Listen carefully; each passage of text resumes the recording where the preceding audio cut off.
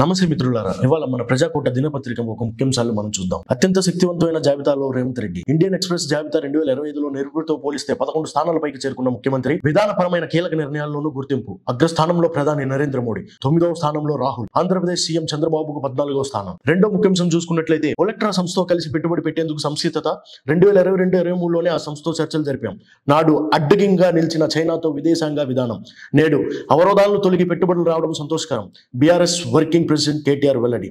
మరి ఇంకో ముఖ్యమైన అంశం నిన్న మనం చూసుకున్నట్లయితే మయన్మార్ బ్యాంకాక్ లో భారీ భూకంపం. మయన్మార్ బ్యాంకాక్ లోను వణికించిన భూకంపం. రిక్టర్ స్కేల్ పై 7.7, 6.8 తీవ్రతతో వరుస ప్రకంపనలు. కుప్పకూలిన పలు భవనాలు, పరుగులు తీసిన ప్రజలు. మృతుల సంఖ్య వేలల్లో ఉండవచ్చని సమాచారం. రెండు దేశాల్లో అత్యవసర స్థితి ప్రకటించిన ప్రభుత్వాలు. సుమారు 150 మంది పౌరులు దుర్మరణం. 270కి పైగా గాయాలు. మొదటి పేజీలో మరో ఒక ముఖ్యాంశం చూసుకున్నట్లయితే రాష్ట్రానికి అదనపు కేంద్ర నిధులు మంజూరుకు విజ్ఞప్తి. అర్హులందరి కార్డులు సన్నబియ్యం. మంత్రి ఉత్తమ్ కుమార్ వెల్లడి. చరిత్రలో నిలిచిపోయే బీఆర్ఎస్ రజోత్సవ సభ. బీఆర్ఎస్ నేతల వినోద్ తదితరులు వెల్లడి. హన్మకొండ మార్చి 28 హన్మకొండలో జరగనున్న బీఆర్ఎస్ రథోత్సవ సభ చరిత్రలో నిలిచిపోయేలా ఉంటుందని మాజీ ఎంపీ వినోద్ కుమార్ అన్నారు. సభ ఏర్పాట్లపై బీఆర్ఎస్ నేతలు, మాజీ ఎంపీ వినోద్ కుమార్, మాజీ చీఫ్ విప్ విజయ్ భాస్కర్, మాజీ ఎమ్మెల్యే పెద్ది సుదర్శన్ రెడ్డి పరిశీలించారు. ఈ సందర్భంగా మీడియాతో మాట్లాడుతూ మాజీ ఎంపీ వినోద్ కుమార్ మాట్లాడుతూ ఎలుగుర్తిలో ఈ సభ ఉంటుందని తెలిపారు. మరి రెండవ పేజీకి వచ్చేసరికి ముఖ్యాంశాలకి అత్యంత శక్తివంతమైన జాబితాలో రేవంత్ రెడ్డి. మయన్మార్ రాజధానిలో నెపిడా అంతకుతులం. ఆర్ఎస్ఎస్ పై విరుచుకుపడ్డ ఎంపీ అసదుద్దీన్. ఆయన ఏమన్నారంటే ఆర్ఎస్ఎస్ భావజాలంతో దేశానికి ముప్పు. మజ్లిస్ అధ్యక్షుడు అసదుద్దీన్ ఓవైసీ పేర్కొన్నట్లు మనం మన రెండో పేజీలో చూసుకోవచ్చు. చరిత్రలో నిలిచిపోయేలాగా బీఆర్ఎస్ రథోత్సవ సభ. మనం ఇందాక మాట్లాడుకున్నట్టు ఆ సభ సంబంధించి ఏర్పాట్లను ఆ బీఆర్ఎస్ పార్టీ ఎంపీలు, ఎమ్మెల్సీలు మరి ఆ స్థలాన్ని వాళ్ళు సందర్శించారు. మరి బ్యాంకాక్, మయన్మార్లో కూడా భారీ భూకంపం, ఎంతోమంది చనిపోయినట్లు కూడా మరి మనకు తెలుస్తా ఉన్నది. ప్రజాకూట మూడో పేజీకి వచ్చేదైతే మళ్ళీ పెరగనున్న మెట్రో ఛార్జీలు. మెట్రోకు ఈ మధ్యకాలంలో నష్టాలు వస్తుండటంతో హైదరాబాద్ మెట్రో రైలు టికెట్లు రేట్లు పెంచాలని రాష్ట్ర ప్రభుత్వం ద్వారా కేంద్ర అనుమతి కోరేందుకు L&T హైదరాబాద్ మెట్రో రైల్ సంస్థ అధికారులు ప్రయత్నిస్తున్నారు. రోజుకి ₹1.5 నష్టం వస్తుందని, ప్రాజెక్ట్ నిర్మాణ సమయంలో అంతర్జాతీయ బ్యాంకుల నుంచి తీసుకున్న రుణాలను ఇప్పటికీ వడ్డీలతో చెల్లించకపోతున్నామని L&T సంస్థ చెబుతుంది. అయితే ప్రయాణికులపై అదనపు భారం వేయొద్దనే ఉద్దేశంతో కాంగ్రెస్ ప్రభుత్వం ధరల పెంపునకు సుముఖంగా లేదని తెలుస్తుంది. నగరంలో మొట్టమొదటి దశ ప్రాజెక్టును L&T సంస్థ నిర్మించిన విషయం అందరికీ తెలిసిందే. ప్రైవేట్ ప్రభుత్వం భాగస్వామ్యంతో PPPలో 2012లో 14,132 కోట్ల వ్యయంతో పనులు ప్రారంభించి 2017 నవంబర్లో పూర్తి చేశారు. 3 కారిడార్ల పరిధిలో ప్రయాణించే వారి సంఖ్య రోజుకి 5.10 లక్షలు చేరింది. కరోనాకు ముందు రోజుకి 80 లక్షల పైగా L&T ఆదాయం సమకూర్చింది. అయితే 2028లో కరోనా లాక్డౌన్ మెట్రో కుదిలింది. 2028 నుంచి క్రమంగా కోలుకున్న నష్టాలు ఊపి నుంచి బయటపడలేదని చెబుతుంది. మెట్రో నిర్వహణలో రోజుకు సుమారు ₹1.5 కోటి నష్టం వస్తున్నట్లు L&T అధికారులు తరచూ చెబుతా ఉన్నారు. ఆశించిన విధంగా ప్రయాణికుల సంఖ్య రోజుకి 6 లక్షలు పెరగకపోవడంతో నిర్వహణ ఖర్చులు పెరిగిపోవడంతో నష్టాలు ఎదురవుతున్నాయని పేర్కొన్నారు. రైతులపై దమనకాండ దారుణం. ఆందోళనలో నష్టపోయిన రైతులను ఆదుకోవాలని కిసాన్ మజ్దూర్ సంఘర్ష్ కమిటీ నేత సర్వన్ సింగ్ పొందారు. రైతుల నిరసనలో జరిగిన నష్టాన్ని రైతులను నష్టపరిహారం ఇవ్వాలని కిసాన్ మజ్దూర్ సంఘర్షణ కమిటీకి చెందిన రైతు నేత సర్వన్ సింగ్ పాందార్ ప్రభుత్వాన్ని డిమాండ్ చేశారు. రైతుల పట్ల కర్షకంగా వ్యవహరిస్తుందని పంజాబ్లోని ఆ ప్రభుత్వాన్ని విమర్శించారు. రైతుల డిమాండ్లను పరిష్కరించకపోగా నిరసనలు చేస్తున్న రైతుల పట్ల కర్షకంగా వ్యవహరిస్తున్నట్టు సీఎం భగవత్ మాన్ ఆ ప్రభుత్వం పైన ఆయన తీవ్ర స్థాయిలో ధ్వజమెత్తారు. నేడు ఆయన ముక్తాసర్ సాహిబ్ జైలు నుండి విడుదలయ్యాడు. రైతుల ఉద్యమాన్ని అణచివేస్తున్న ఆ ప్రభుత్వం చర్యలు ఆయన తీవ్రంగా ఖండించారు. ఆయన జైలు నుంచి విడుదల అనంతరం మీడియాతో మాట్లాడుతూ కేంద్ర ప్రభుత్వం రైతుల ఆందోళనను అణచివేస్తుంది, దీనికి వ్యతిరేకమని, రైతుల నిరసనలను మద్దతిస్తామని సీఎం భగవత్ మాన్ చెబుతున్నారు. కానీ పంజాబ్ లో వాస్తవానికి జరుగుతుంది ఏంటంటే ఆ ప్రభుత్వం కూడా రైతు ఉద్యమాన్ని అణచివేస్తుంది. వారి న్యాయమైన డిమాండ్ల కోసం నిరసనలు చేస్తున్న రైతులపై పంజాబ్ ప్రభుత్వం ఎందుకు చర్యలు తీసుకుంటుంది? ప్రభుత్వం చర్యల వల్ల మా టెంట్లు, ట్రాక్టర్లు మొదలైన వాటి నష్టం వాటిల్లింది. వీటిని నష్టపరిహారాన్ని ప్రభుత్వం ఇవ్వాలి. మా డిమాండ్లు నెరవేర్చే వరకు మా ఉద్యమం కొనసాగుతుంది ఆయన అన్నారు. మరోమారు ప్రధాని మోడీ విదేశీ పర్యటన. వచ్చే నెలలో థాయిలాండ్, శ్రీలంక షెడ్యూల్. ప్రధానమంత్రి నరేంద్ర మోడీ మరోసారి విదేశీ పర్యటనకు వెళ్లనున్నారు. ప్రధాని నరేంద్ర మోడీ వచ్చే నెల ఏప్రిల్లో విదేశీ పర్యటనకు థాయిలాండ్, శ్రీలంక దేశాలు వెళ్లనున్నారు. ఏప్రిల్ 3-4 తేదీల్లో థాయిలాండ్ ఆతిథ్యం ఇస్తున్నట్టు, 6వ శ్రీలంక సమావేశంలో పాల్గొనడానికి బ్యాంకాక్ పర్యటిస్తున్నట్లు భారత విదేశ మంత్రిత్వ శాఖ శుక్రవారం వెల్లడించింది. అనంతరం మోడీ ఏప్రిల్ 4-6 వరకు శ్రీలంకలో పర్యటించనున్నారు. 3 రోజుల పర్యటనలో భాగంగా ఇరు దేశాల ద్వైపాక్షిక సంబంధాలపై కొలంబియాలో శ్రీలంక అధ్యక్షుడు అనూర్ కుమార్ దిశానాయక్తో మోడీ చర్చలు జరుపుతున్నట్లు భారత విదేశాంగ వ్యవహారాల మంత్రిత్వ శాఖ తెలిపింది. ఈ రెండు దేశాల్లో పర్యటనలకు సంబంధించి షెడ్యూల్ ఖరారైనట్లు విదేశీ వ్యవహారాల మంత్రిత్వ శాఖ తాజాగా వెల్లడించింది. ఈ మేరకు పర్యటన విడుదల చేసింది. ముందుగా ఏప్రిల్ 3-4 తేదీల్లో ప్రధాని థాయిలాండ్ పర్యటించనున్నారు. ప్రధాని ఫెథోంగ్ నాన్ ఆహ్వానం మేరకు ఆ దేశ పర్యటన వెళ్ళబోతా ఉన్నారు. ఈ సందర్భంగా ఆ దేశ ప్రధాని భేటీ కానున్నారు. ఏప్రిల్ 4వ తేదీన బ్యాంకాక్ లో జరగనున్న bay of Bengal initiative for multi sectoral technical and economic cooperation కూటమి సమావేశంలో పాల్గొంటారు. ఈ సమావేశంలో వాణిజ్యం, పెట్టుబడులు, నైపుణ్య అభివృద్ధి వంటి అంశాలపై దేశ అభివృద్ధితో చర్చించున్నారు. ఆ తర్వాత థాయిలాండ్ పర్యటనకు ముగించుకొని ఏప్రిల్ 4 శ్రీలంక వెళ్తారు. ఏప్రిల్ 6వ తేదీ వరకు ఆ దేశంలో పర్యటించనున్నారు. ఆ దేశాధ్యక్షుడు అనూర్ కుమార్ గతేడాది భారత్ లో పర్యటించిన విషయం అందరికీ తెలిసిందే. ఈ సందర్భంగా ఆయన ఆహ్వానం మేరకు మోడీ శ్రీలంక పర్యటనకు వెళ్లబోతా ఉన్నారు. మోదీ తన పర్యటనలో 2 దేశాల మధ్య కుదిరిన పలు ఒప్పందాలపై చర్చించనున్నారు. భద్రాచలం ప్రభుత్వ దహనఖానా వద్ద ఉద్రిక్తత, భవనం కూలిన సంఘటనలో న్యాయం చేయాలని ఆందోళన. భద్రాచలంలో ఉన్న భవనం కుప్పకూలిన ఘటనలో శిథిలాల కింద చనిపోయిన మృతుల కుటుంబాలకు న్యాయం చేయాలని కుల సంఘాలు, వామపక్ష కుల సంఘ నాయకులు, తాపీ మేస్త్రి ఉపేందర్ బంధువులు ఆందోళన దిగారు. బాధిత కుటుంబాలకి 1 కోటి నష్టపరిహారం చెల్లించాలని, ప్రభుత్వ ఉద్యోగం ఇప్పించాలని డిమాండ్ చేశారు. ఆ తర్వాత మృతదేహాలను పోస్ట్ మార్టం చేయాలని ప్రభుత్వ దవాఖానా మార్చురీ ఎదుట ధర్నాకి దిగారు. సమాచారం అందుకున్న పోలీసులు హాస్పిటల్కు చేరుకున్నారు. వారి సర్ది చెప్పే ప్రయత్నం చేశారు. శ్రీపతి సేవా ట్రస్ట్ పేరిట భద్రాచలంలోని గ్రామ పంచాయతీ కార్యాలయ సమీపంలో నిబంధనలకు విరుద్ధంగా నిర్మిస్తున్న 6 అంతస్తుల భవనం బుధవారం కూలిన ఘటన విషాదాన్ని మిగిల్చిన సంగతి అందరికీ తెలిసిందే.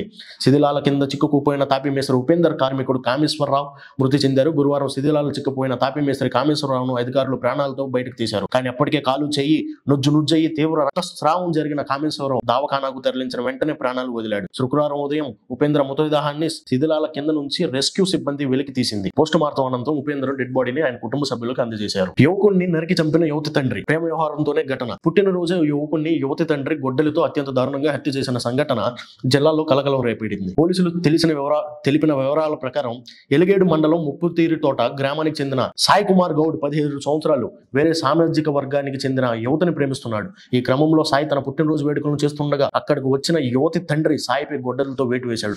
మొదటి సాయి మెడపై అమ్మాయి తండ్రి వేటు వేయగా తీవ్రంగా గాయపడిన యువకుడు అక్కడి నుంచి ప్రాణాలు కాపాడేందుకు పరిగెత్తాడు. అయినప్పటికీ అతడికి వదలలేదు. సాయి కుమార్ ను కాపాడడానికి స్నేహితులు కూడా వెనక్కి పరిగెత్తారు. కానీ బుడ్రాయి దగ్గర మళ్ళీ వరుసగా సాయిపై గొడ్డల పోట్లు పడ్డాయి. దీంతో యువకుడు అక్కడికి మృతి చెందాడు. సాయిని నరికిన వెంటనే నిందితుడు అక్కడి నుంచి పరారయ్యాడు. కేసు నమోదు చేసిన పోలీసులు నిందితుడి కోసం గాలింపు చర్యలు చేపట్టారు. అభివృద్ధి తెలంగాణ కాస్త ఆత్మహత్యలు తెలంగాణగా మారింది. 15 నెలల్లోనే రాష్ట్రం దివాలా అంటూ కేటీఆర్ వ్యాఖ్యానించారు. మరి ఆ ఆర్టికల్లోకి మనం వెళ్ళినట్లయితే నాటి బీఆర్ఎస్ పాలన రాష్ట్రం అన్ని రంగాల్లో అభివృద్ధి చెందితే 15 నెలల కాలంలో రాష్ట్రం దివాలా తీసిందని మాజీ మంత్రి కేటీఆర్ విమర్శించారు. 10 ఏళ్ల కేసీఆర్ పాలనలో సౌభాగ్య నగరంగా ఉన్న హైదరాబాద్ కాంగ్రెస్ ఏలుబడిలో అభ్యానగరంగా మారిందన్నారు. హైడ్రా మూసి ప్రక్షాళన పేరుతో నగరంలో ఇళ్ల కొనుగోలను తగ్గాయని విమర్శించారు. అమ్మకాలు జరగకపోవడంతో రియల్టర్లు ఆందోళనలో ఉన్నారని చెప్పారు. అన్నదాతలే కాదు అమాయక రియల్ వ్యాపారులు కూడా ఆత్మహత్యలు చేసుకునే పరిస్థితి వచ్చిందన్నారు. కూల్చడం కాదు కట్టడం నేర్చుకోవాలి, అబద్ధాలు చెప్పడం కాదు అభివృద్ధి చేయడం నేర్చుకోవాలని కాంగ్రెస్ పాలకులకు చురకలు అంటించారు. పేదల ఇళ్లపై బుల్డోజర్లు, పెద్దల ఆస్తులు, సెటిల్మెంట్లు, రియల్ ధమాల్, ఇన్ఫ్రా సజీవ సమాధి, మూసి, హైడ్రా పేరుతో మాటలు కాదంటూ మూటలు కడుతున్న కాంగ్రెస్ గద్దలన్నారు. హైదరాబాద్ లో గత త్రైమాసికంలో 49% విక్రయాలు తగ్గాయని తెలిపారు. ఇంకా కాంగ్రెస్ పాలనలో ఎన్ని దారుణాలు చూడాలన్న ఆందోళన వ్యక్తం చేశారు. కాంగ్రెస్ పాలనలో అన్ని వర్గాల్లో అశాంతి, అబద్ధాలతో పాలన సాగిస్తున్న రేవంత్ సర్కార్ పెండింగ్ ఫీజు రియంబర్స్మెంట్ వెంటనే చెల్లించాలి అని ఎమ్మెల్సీ కవిత పేర్కొన్నారు. కాంగ్రెస్ పాలనలో ప్రజలు అశాంతిగా ఉన్నారని, ఈ పాలన ఎప్పుడు ఆగిపోతుందోనని ఎదురు చూస్తున్నారని ఎమ్మెల్సీ కవిత విమర్శించారు. శాసన మండలిలో ఇవాళ బీఆర్ఎస్ పార్టీ ఎమ్మెల్సీ విలేకరుల సమావేశం జరిగింది. ఈ సమావేశంలో ఎమ్మెల్సీ కల్వకుంట్ల కవిత మాట్లాడారు.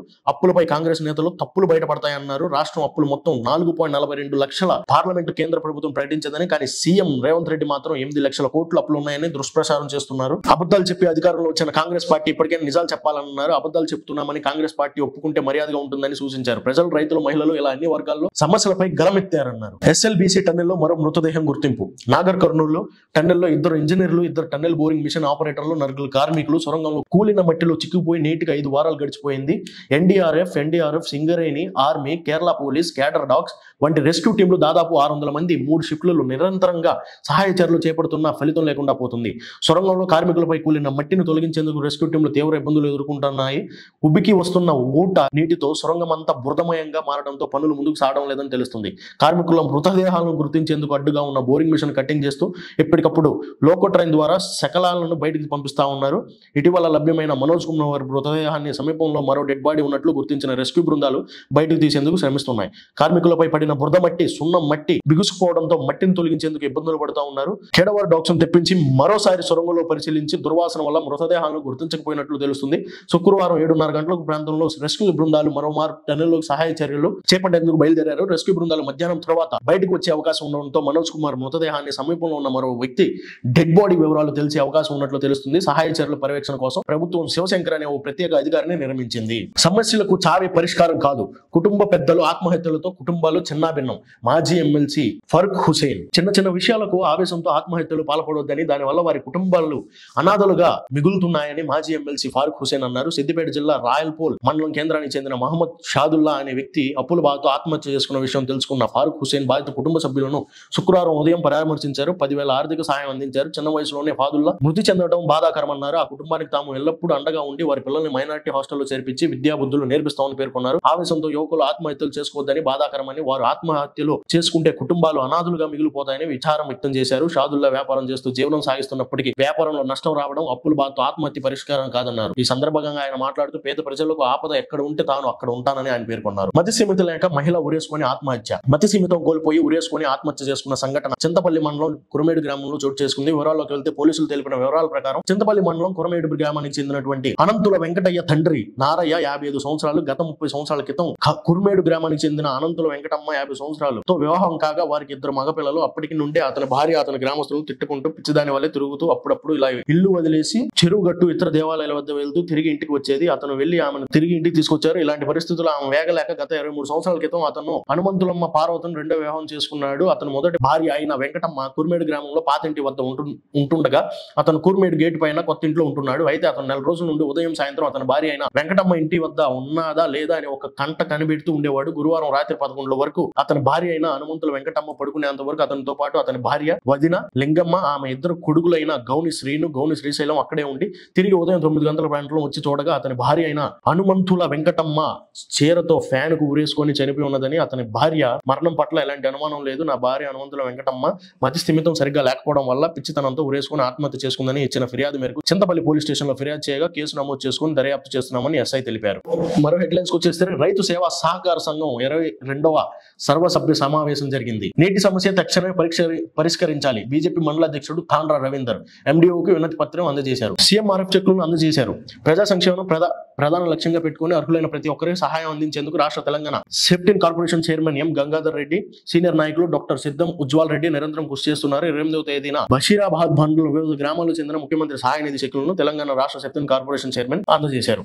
టైక్వాండో పోటీల్లో నాంపల్లి గాంధీజీ విద్యార్థుల ప్రపంచన టైక్వాండో విజేతలను అభినందించిన డాక్టర్ కోడి శ్రీనివాసులు ఆ ఆత్మరక్షణకు టైక్వాండో దోహదపడుతుందన్నారు. టైక్వాండో విజేతలను అభినందిస్తూ ట్రస్మా జిల్లా అధ్యక్షుడు TUWJ నియోజకవర్గ అధ్యక్షుడు రాపుల్ ప్రభాకర్ ను ఘన సన్మానం చేశారు. కుర్మ సామాజిక వర్గానికి మంత్రి మండలిలో అవకాశం కల్పించాలని అధిర్క రాజశేఖర్ అన్నారు. ధ్వస్తంభ ప్రారంభోత్సవాలకి వాల్ పోస్టర్ ఆవిష్కరించారు. చింతపల్లి మండలం పోలంపల్లి రామ్నగర్ గ్రామానికి చెందిన వాస్తవ్యులు. ఇది మిత్రులారా ఇవాళ మన 29వ తారీఖున ప్రజాకోట ఈ పేపర్ ఒక ముఖ్యాంశాలు. ధన్యవాదాలు.